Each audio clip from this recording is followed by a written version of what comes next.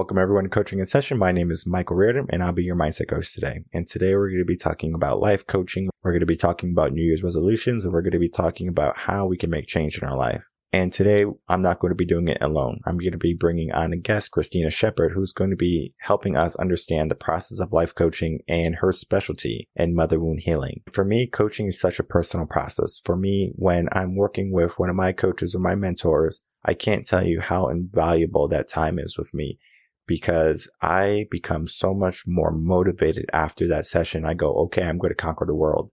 And though it might not be the world that kind of like taking over like Hitler or something like that, I'm not trying to do that. I'm trying to basically fulfill my mission in life, fulfill my purpose, because here at Reven Concepts, we have a goal, we have a mission.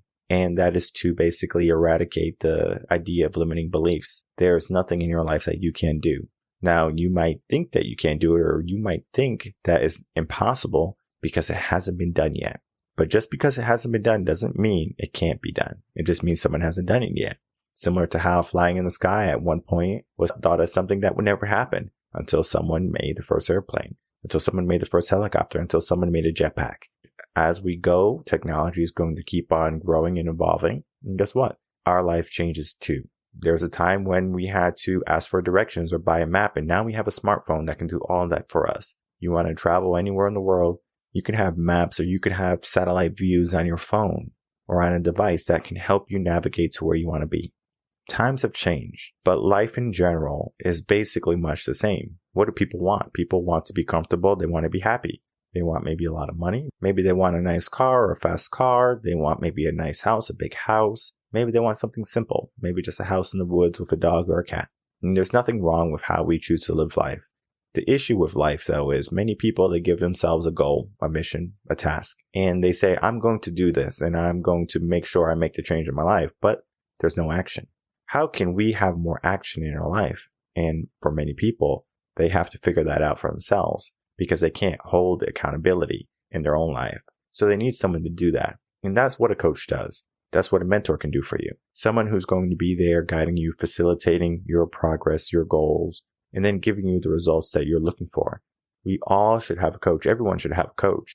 Even a coach should have a coach because they're so powerful. And for many people, they're always looking for how can they get ahead? How can they make progress? Getting a coach is not a magic pill that's going to make you automatically amazing. You have to put in the work too. Because if I say, okay, you want mindset coaching on fitness and health, and I say, okay, well, in order to be in a healthy state of mind, you have to figure out your diet, right? So we figure out all the bad things that you're eating, and we ask, why am I eating these bad things? You might say that you're depressed. So say, okay, well, why are we depressed, right? We're going down that rabbit hole. And we figure out the reason why we're depressed is because we're not happy in our job, or we're not happy in our relationship.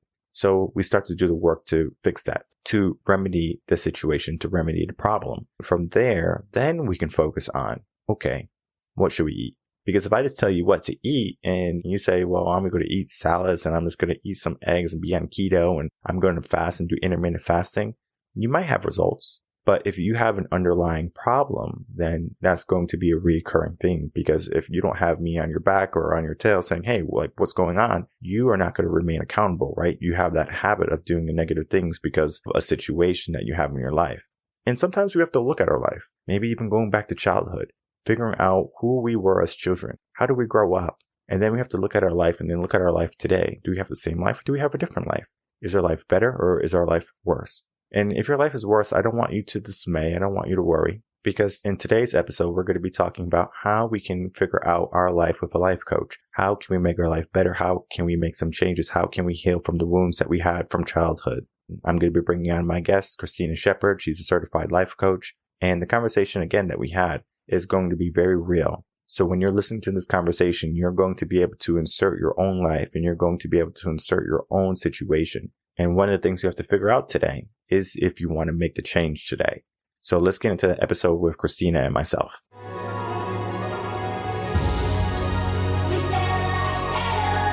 Welcome, Kristina Sheppard, to Coaching in Session. How are you doing today? Hi, Michael. Thank you very much. I'm doing really well. Excited to be here.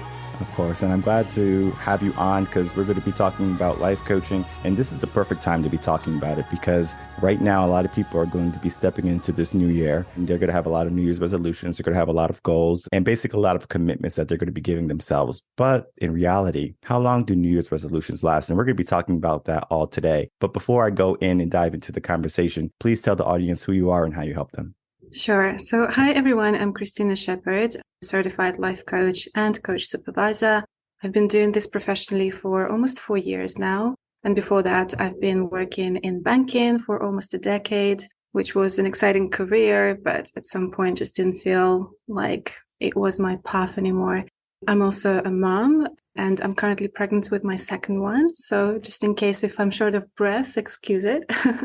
And I'm here to serve your audience and answer all the juicy questions about New Year resolutions and otherwise. And I think what's worth mentioning as well is that my specialism in life coaching is quite unique. So I do like general life coaching and support my clients achieving their goals and overcoming some hurdles and meeting their inner demons and mindset challenges. But the specialism in something that's very close to my heart is the topic of mother wound healing.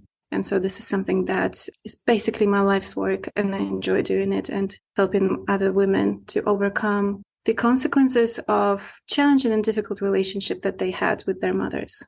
Okay, perfect. Yeah, and we're going to definitely bring that up. I always like to go from the beginning when I talk to a life coach because there's always a journey involved. For me, when I began my career, or basically from after being in college, I was a teacher. So I was not just a teacher in college because I did accounting. So similar to how you were in money making, in banking, I was in accounting. And it's actually a common trend. I find it more often that a life coach has a very logistic, analytical mind, and they're very good with numbers. So we can see many different things because one of the key skills that is required from a life coach is to see the cause and effect. We look at your life and we say, okay, well, this is why this is happening, right? These habits are causing this. If you don't have that ability, it's very difficult for someone to help you because you have to know what's stopping you. What are the obstacles, as you said? What is the block, the mindset that you have, the demon that is stopping you from being the hero? It's always a journey I find from someone. Just a little bit about me. Grew up, I guess you could say lower middle class, and I went to private schools growing up, but my mom had to work, 2 to 3 jobs for me to get there, put me through school. And I was very sheltered in a sense because I grew up in the hood, basically. From there, I was trying to figure out, okay, what do I do? What do I do? What do I do? And it's very easy to look at your environment and to mold into your environment. But I saw my environment, and so was perception there. So I saw what was happening. I said, I don't want this for my life. So I was able to see that. So the cause and effect again. And then, just kind of fast forward a lot. Now a teacher going into school teaching, and I saw the limiting beliefs that were happening in the children where oftentimes parents or teachers, they would say that someone can't do something. They can't be something. And to crush a child's dreams, I mean, what type of monster are you? Number one, they can do something that we can't do. If we look at today, just at technology, a 4-year-old can operate an iPad better than I can. And that is because their brain is acclimated for that. That's their environment. How they're growing up is different than how we grew up. So we can't look at someone and say, oh, you can't do this or it can't be done. There's nothing impossible. It just hasn't been done yet. So I kind of wanted to get your backstory on how you grew up and then how you kind of fell into the role of life coaching. Oh my God. Well, I loved hearing your story, by the way. And just to sort of follow up from this, you are absolutely right. We are the product to a certain extent, to largely of our environment. And what an empowering moment to have that inner decision. I don't even know how old you were, but you were like, I don't want this for myself. And that's like such a powerful moment when you have that inner decision. About me, I was born in USSR. When I was born, it was still USSR. I'm coming from the family that didn't have very much. My mom was very busy working. I was very close to my dad, though, so I had a very loving relationship with my father and grew up being a tomboy, of course. I think the key element of my story is that I felt like I became my mom's counselor when I was 6 years old, because there was something in the family dynamic that we were struggling with money as well. And, just political climate that was happening in the country. And I remember how she was finding comfort in telling me about this when I was 6 years old. And somehow I was able to be that comforting space for her. And this is the beginning of my story as a parentified child. Parentified child is someone who begins to take care of their carer instead of how it should be being cared for. Long story short, as a good girl, that good girl is something that is also part of my story, decided to go to university and study economics because this is something that my mother wanted for me. And I was like, great, I'll do that. And she'll love me. And I was earning love through that. And then I started my career in banking, which I've been in banking for almost 10 years. And I must say, it's been quite a successful career. I've progressed really well. I had learned a lot and I met fantastic people there. Some of them are still very close friends of mine, but I had always felt that I just didn't belong there. It wasn't my path. And so a very significant part of my story was almost like rejecting my mother's choice for me and say, I can't continue earning your love and your respect in this way. I'm either not earning it at all, but I need to do something for myself. And I actually need to earn my own love and my own respect. And this is where a big pivot, it was such a closure and a new chapter has begun. And I requalified to become a life coach. I actually did it during my first maternity leave. And after I requalified, I didn't go back to my banking role, which was a scary leap of faith, but such an amazing decision. And since then, I've been doing coaching and I've been feeling so much more fulfilled and happy in my life. Amazing that at age 6 that you're able to, be that caregiver for your mom, because I often tell parents that we shouldn't give children adult problems because it just makes them move a different way, makes them think a different way. It's not that it's a bad thing. It's just that allow a kid to be a kid because they're only going to be a kid once. And I remember when I was a kid, I wanted nothing more than to be an adult. I wanted to drive everywhere. I wanted to buy all the video games I wanted to buy. I'm a kid, right? I don't know what an adult is really. But what I knew is I was limited as a kid. So I was thinking adulthood was going to be this. And then adulthood, I have all these responsibilities. And then now I'm looking at childhood and I'm like, well, I had it good where there was not as many responsibilities, but I actually like responsibilities. But for many people, they are rushing life. Parents, especially, they're rushing for their kids to get out of diapers. And so they can take care of themselves and they can pour their own cereal and milk. But in the beginning, when we pay attention, those moments really make a life. The work that we do, we really look at life. One of the things you said you do is you do motherhood healing. For my mom, we had a similar situation where I was doing business finance accounting and my mom was very proud of me. She was excited. When I told her, I said, I'm going to be changing careers and going to teaching, the look on her face or maybe the tone in her voice was like, what? And I was like, yeah, I'm doing it. And she knew she couldn't control me and she knew it was my life. So she kind of said, okay. And it took her probably like 2 or 3 years for her to say, that's what he wants to do. That's fine. And then I taught for several years. And then when I left, I went to coaching. And it was a scary leap of faith because you don't know what's on the other side. You could be successful. You cannot be successful. What makes a good coach? And that's kind of like what I want to do before we go into the motherhood healing aspect. What makes a good coach? Oh, I love that question. So I'm also a coach supervisor, as I briefly mentioned before. So I'm actually supporting other coaches in becoming competent, confident, and masterful in their craft. I believe that reflective practice is the secret sauce of all masterful coaches. We all heard the concept that if you do something for 10,000 hours, you'll become masterful at something. However, great concept, slightly incomplete. Here's what I'm going to add to make it complete. It's important to reflect after every single hour that you do. So you coach your client and then you pause and you think about that session and you think about the things that you sensed or maybe thought of, but perhaps didn't offer or perhaps parked. And then you start reflecting on it. And I always recommend to reflect on like 3 things, like what could I have done differently? What could I have done better? And what is it that I was thinking of doing, but for some reason didn't? Why did I hold back? And just reflect after every single session and start playing in your coaching as well so that you do 10,000 hours and you don't do the same hour, but just 10,000 times.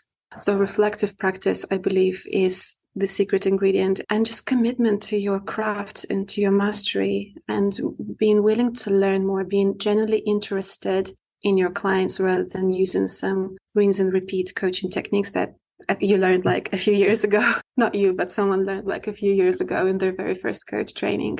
I would say that makes a good coach, someone who's really interested in helping others and committed to the craft. I was still in college at this time. I was a swim coach and I knew how to swim. Being a swim coach should be easy, right? I could just teach the kids how to swim because I know how to swim. So I would make them swim.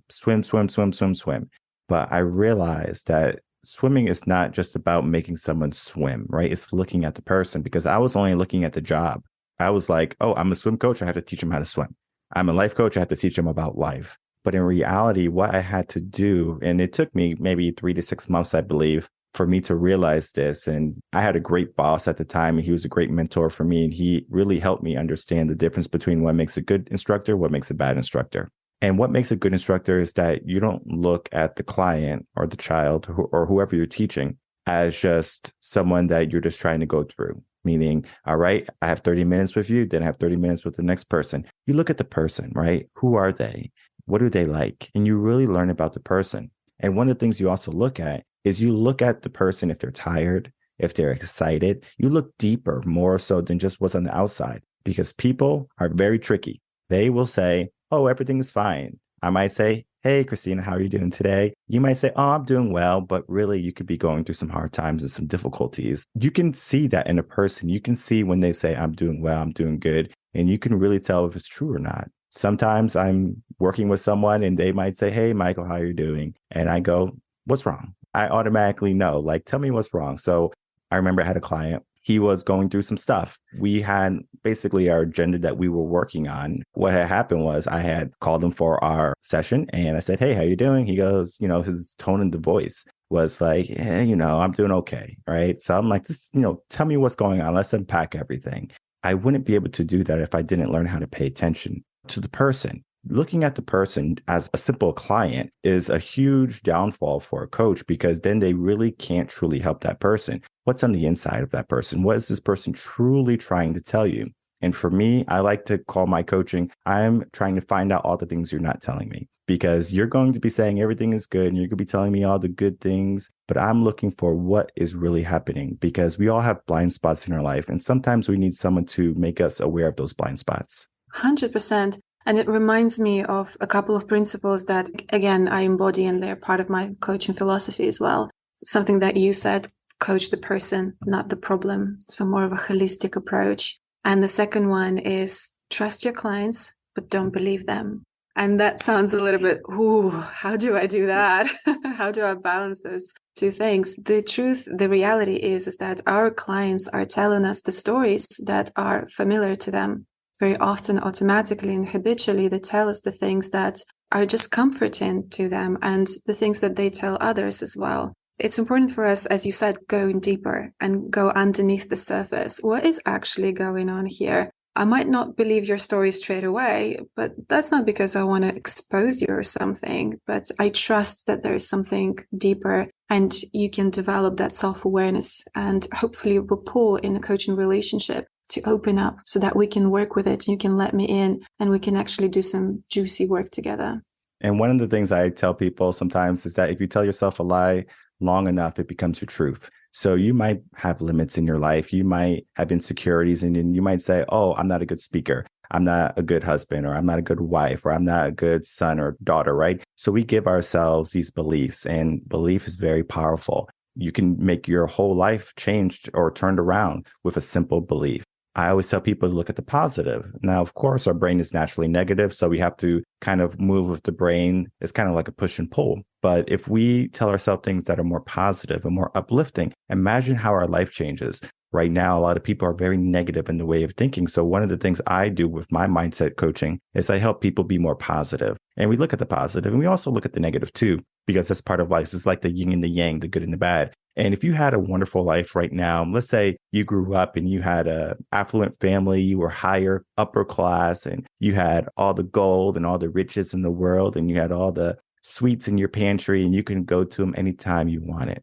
But in reality, that wasn't our reality. So we had a different upbringing, right? So we can see the bad. And then now that we're older, we can see the good. We can see the progress that we made. And I think sometimes people are on this journey in life that they only look at what's ahead, and rather than turning around and seeing how far they have come. For me, like just coming up, season 6 of Motivation and Emotion is coming out. What I do at every end of the season is I pay attention. I go, wow, I did 24 episodes of a season. That's a lot of work, number one. But number two, I'm on season 5, now season 6. So I see the progress where on season 1, when I started off, I was like, I don't know what to do. I don't know about audio and video and B-roll. Like, what is this is new to me. And in life, there's going to be many new things, and we have to be open to learning, and we have to be open to making some changes. I agree with you. And what you just said about like looking back and recognizing the progress, it's such a humbling experience as well. And so often dismissed. People just don't think that this is something extremely valuable. But when a coach is there to hold that energy that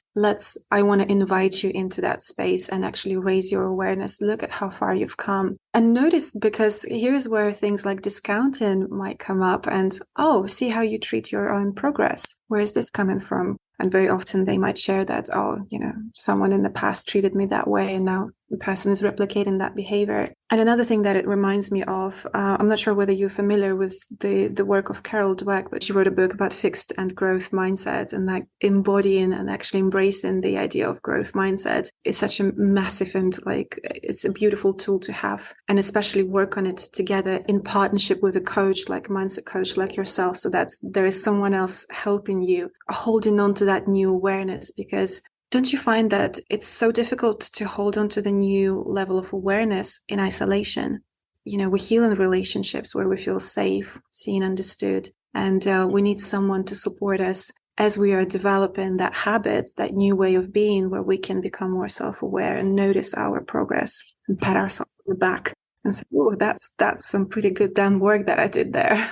Yes, exactly. And essentially, we are facilitators. We are holding the space for them, as you said, and we're just making sure that we're guiding them into the place that they want to be. Our brain is going to lead us to 99 different places, and it's going to lead us on all these different paths. But guess what? We have to take control of our brain. We have to take control of our mind. That's what we do typically with clients is we say, all right, what's going on in your mind? Let's unpack it. What type of goals do you want? Let's get the results that you're looking for. That's the whole process of coaching, where we're figuring out what you want to accomplish. And then we are being that facilitator, making sure it happens, holding you accountable, and then being your biggest cheerleader. I think that's so important, because if someone can believe in you, you only need one person to believe in yourself. Because if someone believes in you, you can do it. And it doesn't have to be a coach. It could be yourself. But oftentimes, as people, we don't believe ourselves. As I said earlier, if we tell ourselves a lie long enough, it becomes a truth. So we might not believe that we can do something, but then you have someone who says, hey, do it, do it, do it. And you finally do it. Now we're just breaking down those walls that we built,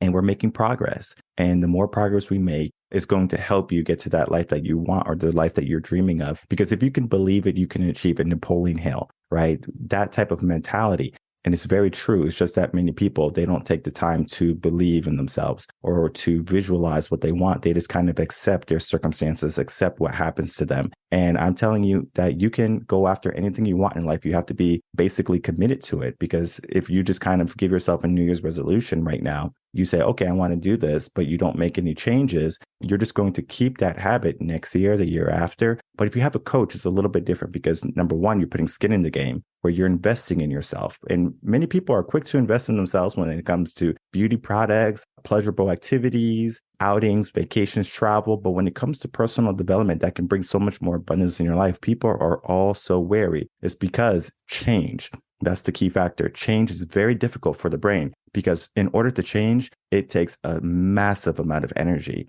And I kind of wanted to get your opinion on change. Do you think it's easy for clients to make change, or do you think it's something that can take a long time? Oh my God. I think it can even take a long time to decide to choose change. Even just that preliminary stage, that journey of, shall I do it? Shall I not? Because then you're invested, then you're committed, then you kind of need to do the work. So even just the moment of, shall I do it? Shall I not? Self-doubt, hesitation, going asking everyone, shall I do it? What shall I do? Shall I change careers? Shall I be with that guy? Shall I ask for that promotion?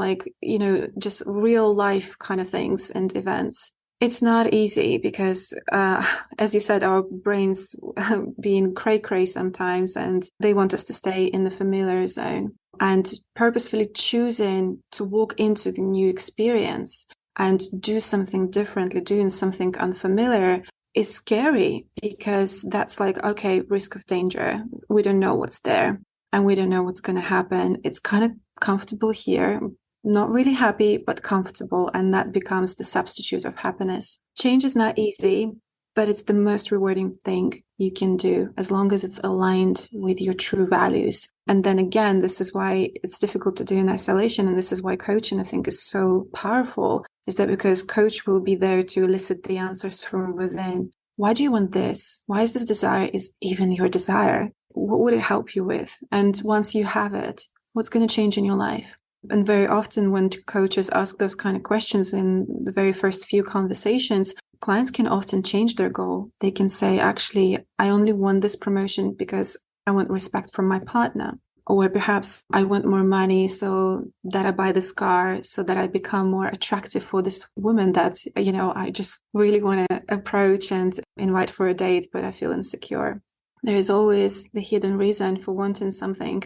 I believe the real journey begins when we get under the skin of the goals. What is the feeling? What need is it going to meet for you? And how would your life be different?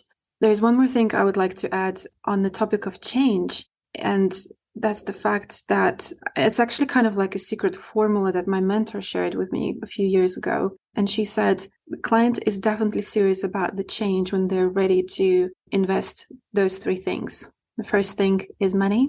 The second thing is their time. And the third thing is their it's effort/energy. Because very often we can throw money into something and don't show up. So we don't invest our time in it. Or we kind of show up, but we don't really put in the work. Because change takes time, commitment, and effort. It's like intentionally doing something different so that the quality of your life changes. What do you think about that? I love that quote or that saying, because it really helps people understand, am I ready to make change? Because if we look at those three steps or those three factors of change, we can say, okay, well, I'm ready to invest. Time for me, I just kind of wasted already. I'm on my smartphone. So most people say an hour with a coach is just an hour less on my phone. But then the effort part, the actionable steps, that is very difficult for people, because when they start that, the subconscious mind is going crazy. It's saying, hey, you need to stop this because you're using too much energy right now. And it's daunting, because if something's going to kill us, we need to make sure we have energy. That's our primitive brains talking right there, because it's trying to conserve energy. But we live in a very plush society, very safe society, where we don't have to worry about dangers. If something is wrong, we can call 911, or we can call the police or the fire department or the ambulance, and we can get help very quickly. Before, we didn't have that, but the brain has spent millions of years building itself up, and the hardwiring of our brain is outdated. So we need to rewire our brain, and effort. That's how we do it. And if we take the steps, we take the actions, then we can make the change. On the topic of change, I wanted to kind of go into your specialty of motherhood. Just recently, my wife gave birth to her first child and my first child, so our first child together. And it's a huge change. Thank you so much. It's a huge change for us. And I know how much time it takes to raise a child, because I was a teacher. I saw the parents. I knew how much involved a parent had to be, or someone had to be a guardian figure, caregiver in a child's life. So when that happened, it kind of threw everything for a loop. For me, it's kind of like, okay, adjust my schedule. For her, adjust the schedule, adjust our life. Because now you have a little person that you always have to bring with you. So you got the carrier, you got the car seat in the car, and you always have to make sure, okay, is this person good? Are they cold? Are they hungry? Are they sleeping well, right? Is there anything wrong with their body? Because they're growing up so quick. Especially when they start moving, they're going to be basically a tornado walking around, because you never know what they're going to get into. So if you have house plants, you have to change your house around, because they're going to try to climb up the plant tower and they're going to break everything. So you have to keep them safe that way. And then also you have to keep your plants alive, because everyone loves oxygen. So when we look at the change for motherhood, I kind of wanted to dive into your specialty. I'm not a mother, I'm a father. It's going to be different, I'm sure, for how I view things and you view things. And I kind of wanted to get your perspective on motherhood healing. So I would actually start by reframing. So it's not so much motherhood wound, it's mother wound. So you don't even have to be mother in order to experience that, or you don't have to be parent in order to experience that. But we all have had mothers, and it's our relationship with our mothers and the way it impacted our self-esteem and self-confidence and self-understanding that then manifests itself in our adult life. And then sometimes we can experience things like very strong inner critique.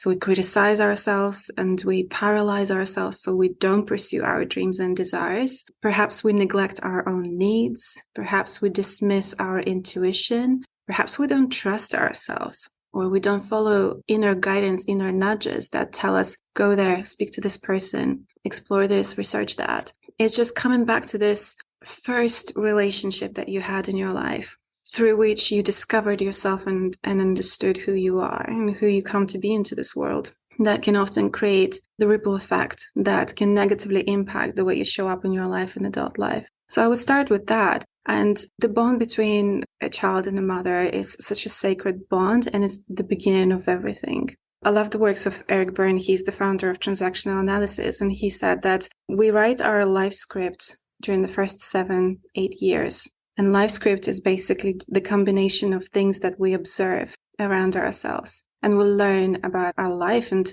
what's available to us, what's possible for us, what are we good at, who are we, through the relationship with our, not just only mothers, by the way, but actually like key carers, so fathers as well.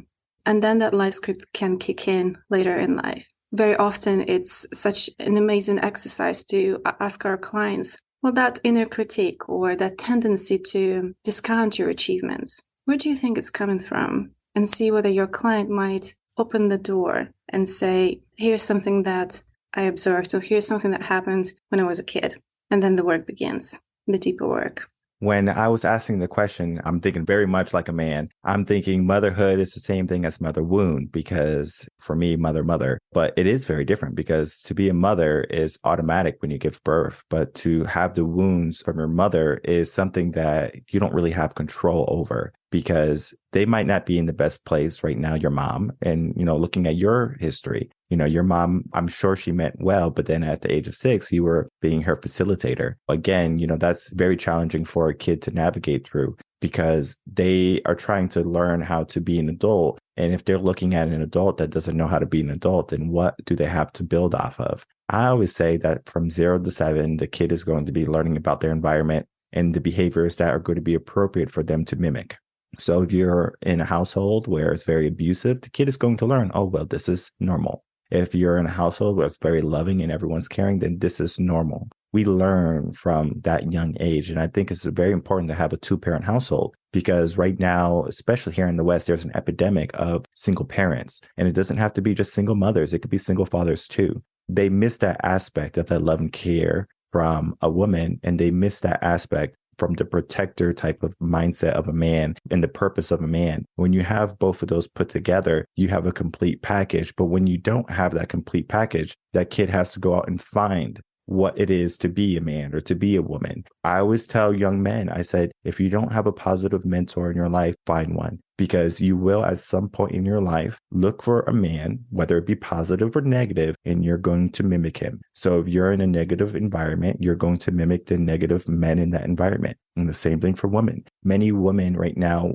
looking at celebrities. So we have our Kim Kardashian, we have, our Cardi B's and things like that. So a lot of these younger women are looking up to these mothers, basically, and they're seeing how they act. And they are like, oh, well, if they do it, I can do it. So they are basically learning bad habits because they are living in a different life, but they're saying they can have the same actions and the same results. But in reality, we really have to look at our environment and our behavior and then look around to see if you want that. And you said early on that I was able to see that I don't want this in my life. We have to ask ourselves that question. And it's very difficult for a child to ask themselves that question. Do I want this in my life? Many kids just kind of move along, right? And they cry when they can't get something, and they're very happy when they get something, and they like their ice creams and their cakes and stuff like that. So kids are simple in the sense, but it takes more to develop their brain than they are led to believe. They are moving so quickly. And I'm not just saying moving and, like in your house and breaking everything. I'm talking about in life. They're growing so quickly. One day you're going to be talking to them, and the next day you're going to be talking to them about philosophy or the meaning of life, or you're going to see them graduate. They grow up so quickly, not just physically, but mentally too. And we have to be there as parents. As you said, we all have mothers. Your mother's going to be a representation of who you become. Yes, 100%. I agree with everything you've just said. And you touched on so many potent topics. I struggle to pick which one to grab and run with. Let's unpack it. let's unpack it. Childhood patterns is something that came up for me, and the power of familiarity, the subconscious patterns that develop during the first 7-8 years, as we mentioned, and moving beyond normal. Because as you said, whatever we observe becomes normal. And this is how a childhood pattern is formed. If there is abuse in the family, if mother doesn't take care of herself, if she neglects her own needs, and she's quite a sacrificial mother, then I, as a girl, observing her during the age between 3 and 5, because this is where we begin to identify our gender, and we realize I'm a girl, just like my mother, she's a girl as well, she's an adult, so when I grow up, I'm going to be like her.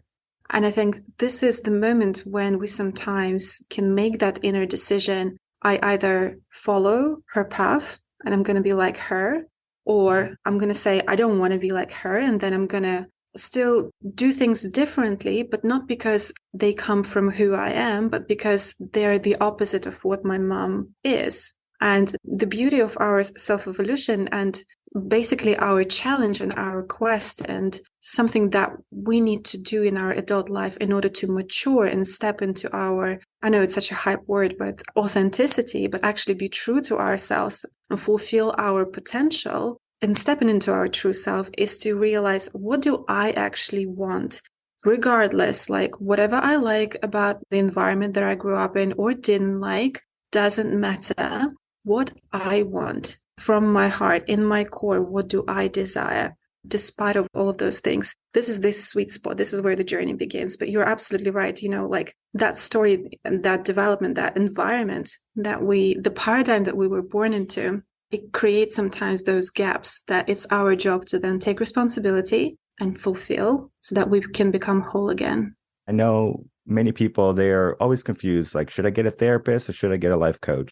Because therapists are going to really dig deep into your past. And life coach, we understand your past. We say, okay, this is where you were. And we say, okay, now we have a good understanding of where you came from. So let's start to make some changes. A therapist really dives deep into that. How did that make you feel? But they don't really give you actionable steps. It's almost like reliving it and then healing through that process. So some people never graduate from therapy, but I can tell you more people graduate from life coaching and coaching in general because they're making progress versus living in a moment where we don't want you to live in that moment forever. We want you to understand that moment, heal from that moment, and then grow because of that moment. And for many people, they think, okay, well, I'm just going to stay in the moment because that's what I need to do. I need to focus on the bad. And the brain loves to focus on the bad. Let's say you got into a car accident. You're going to be thinking about that car accident for at least 3 days. So now you have that negativity because negativities are so much more powerful. When's the last time you paid attention to happiness? Most people can't even recognize that they pay attention to negativity more than they do happiness. So when I look back at my childhood, I can look back and when the furnace was always broken, we didn't have electricity, like the house was always ransacked because, we were robbed and they would steal our TVs and ruin all of our furniture. I can look back at that and I can say, you know what? My life was so bad, I'm a victim.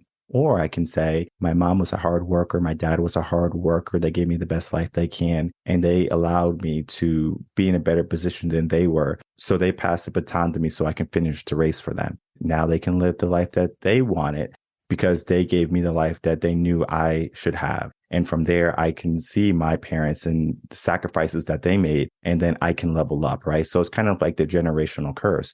Do we allow it to continue or do we say, you know what, this is no longer going to be a curse in my family? It's a huge task to take. It's a huge burden to commit to because it's a lot of work and you're going through so much sacrifice. You're going through so much hardship and it's a lonely process because you're basically doing it yourself. And yeah, you might have siblings, but they might not have that mindset. They might not have that mindset of saying, well, I want to change my whole entire family. They might say, well, how can I make my life the best life? And that's where most people are. How can I make my life the best life? And right now, many people have their New Year's resolutions. And I'm almost guaranteeing that over 80% of people are worried about how can I make my life better?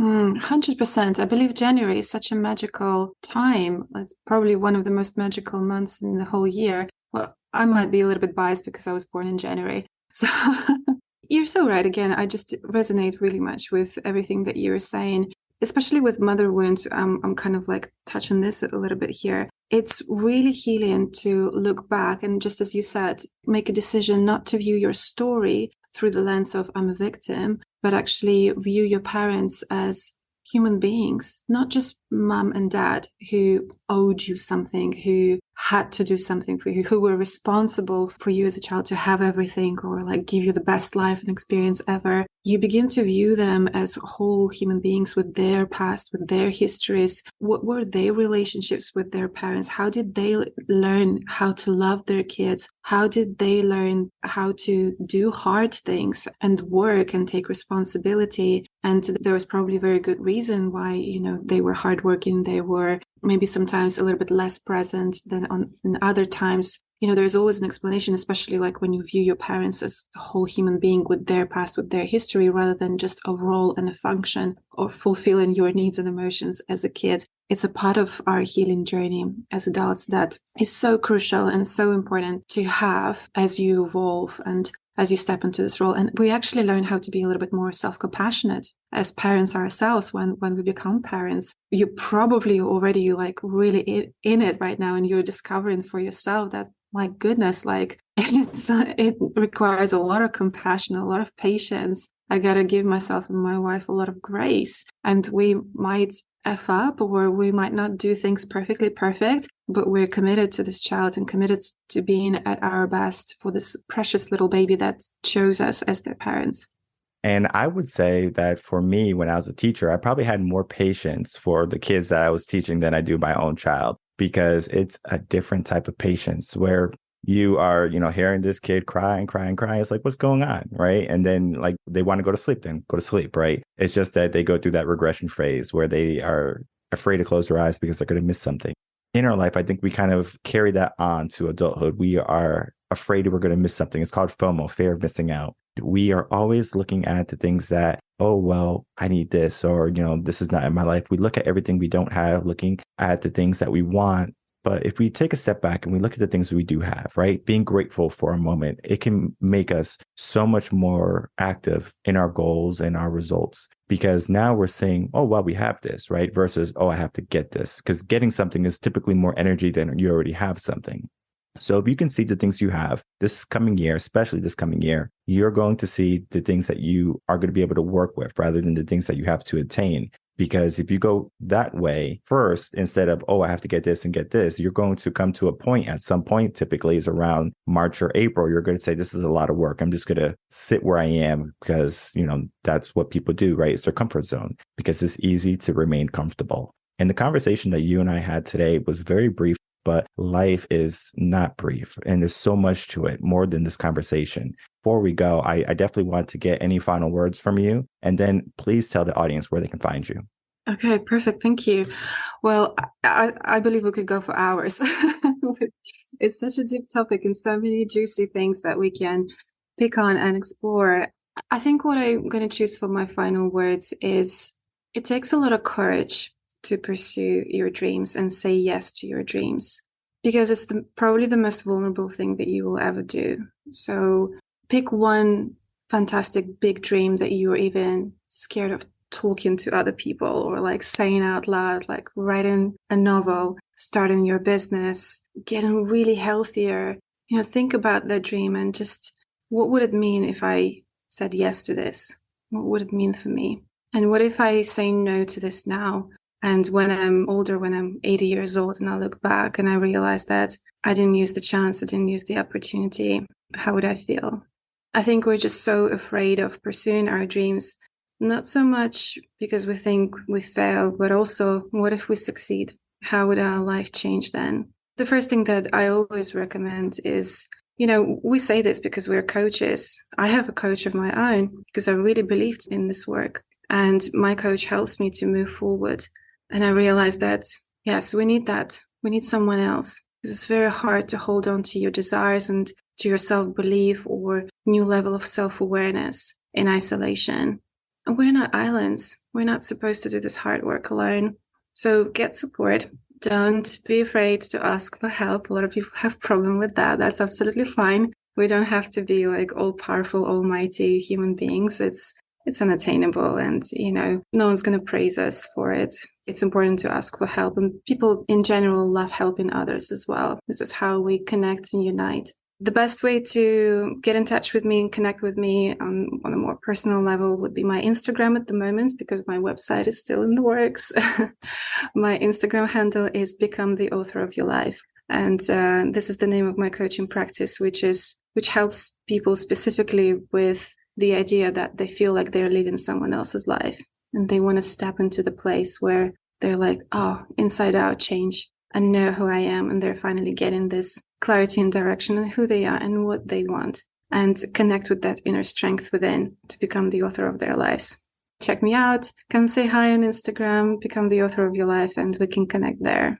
And I will put that link in the description box below, and I'll find some more links for you because I know I can. I typically always find multiple links, whether it be an email, phone number, Instagram account, social media, Facebook. I mean, there's so many social medias that we can connect to, and then especially your website when it's ready, because I know it's a masterpiece in process. So we're definitely going to get that there whenever it comes out so people can easily check you out. I love the idea that sometimes we have to look at the conversation we have with ourselves. Do we say yes to certain things, or do we say no to certain things? And what does that bring for us in our life? And then to have a coach to really facilitate for us. Even I have a mentor and a coach, because I understand that it is powerful and that I have so many blind spots. And when I'm talking to someone, it only takes an hour. If I talk to my mentor, and I don't have to do it quite often, I can probably speak with him every 2 months. And it's so powerful. It gives me the fuel. It gives me the energy. It gives me the drive to push more than I would if I just kept doing things myself. I do have a great mindset, but just because my mindset is great, it doesn't mean that I can be great alone. If you wanted to build a city or an empire, you do that with people. You don't do it by yourself, because in your lifetime, you won't be able to accomplish that. I encourage you to find someone to support you like Kristina and really start to make changes in your life, because the change that you're seeking in your life, it begins with you. So thank you so much, Kristina, for coming on Coaching Session. Great conversation today. Loved it. Thank you so much for having me. All right, everyone. Thank you so much for watching the episode with Kristina Sheppard and myself. As you can see, the conversation was pragmatic. It was real. We were talking about our own personal life, and we were trying to figure out where we are and where we want to be. And it's a journey for us, even us coaches. It's a journey. We don't have all the answers. We don't have all the ideas of, okay, well, I'm going to do this and I'm going to do that and I'm going to be successful. I've had more failures than probably the average person. And it's not that I'm bad at something.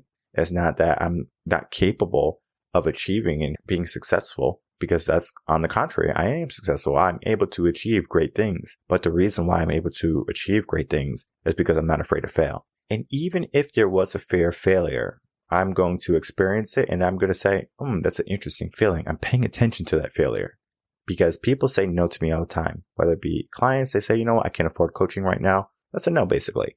I say, not a problem.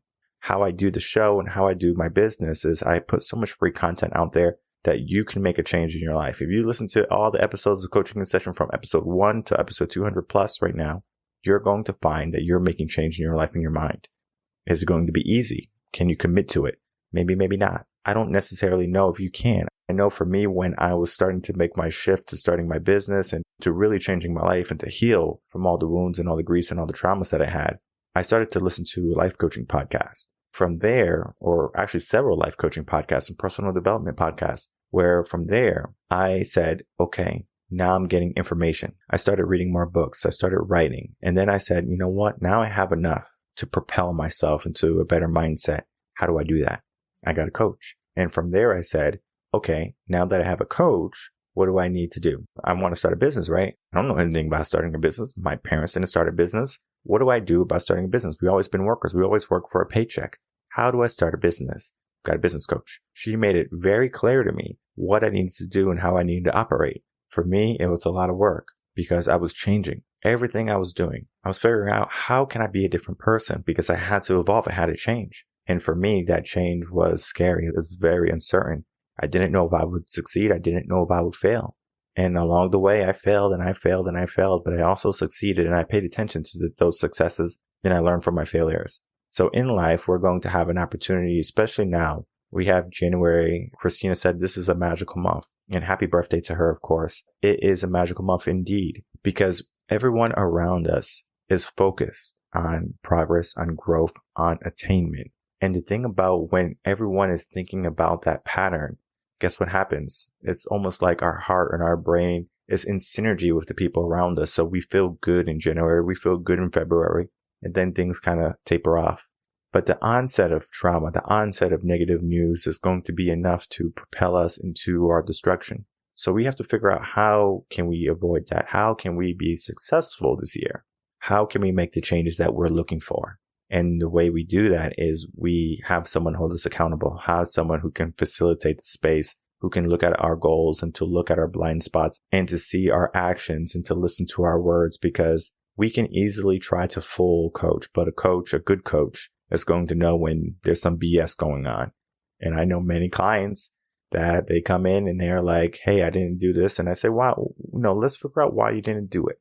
And they might say, oh, I didn't do it because I was busy with work. And I'm sure you were busy with work. I'm not saying that you're not. But do you want it, or do you kind of want it?